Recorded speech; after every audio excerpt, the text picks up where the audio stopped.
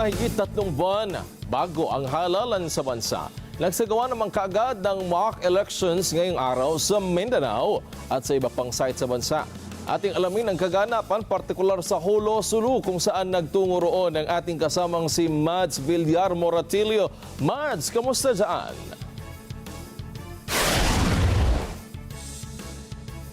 Kahit hindi pa ito ang mismong araw ng halalan at mock elections pa lang, seryoso si Vladimir sa pagpili ng mga kandidatong iboboto habang nasa loob ng polling precinct na ito sa Jolo, Sulu. Unang pagkakataon kasi niyang boboto sa national and local elections, kaya binabasa daw niyang mabuti ang mga nakasulat sa balota. Sabi ng Commission on Elections, hanggang 15% ang threshold sa shading sa balota. Ibig sabihin, kahit tuldok lang, babasahin pa rin ng automated counting machines ang boto. Kaya si Vladimir, sinubukan nito. Mahalaga ang ganitong mock elections para makita ang mga posibleng maging problema sa mismong araw ng halalan. At ngayon pala, malatagan na ito agad ng solusyon. Ngayong araw, isinagawa ng COMELEC ang mock elections sa 16 na sites sa buong bansa.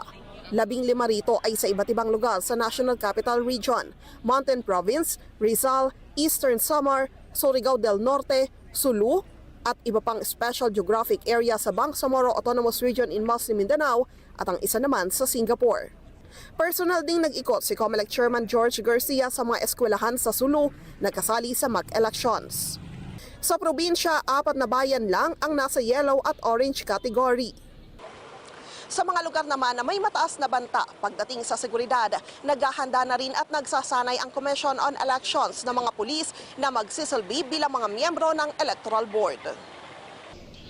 Natuwa naman si Garcia dahil kahit nasa malayong lugar at mahina ang signal, ang Sulu pa rin ang pinakaunang nakapag-transmit ng resulta ng ginawang botohan.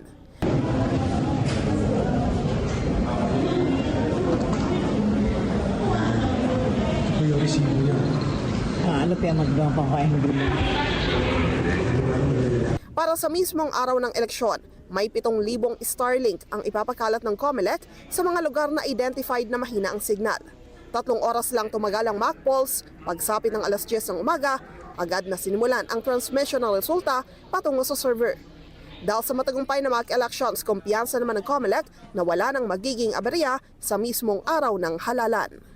Mads Villar Moratilio para sa Mata ng Agila. Matatag, matapang, matapat.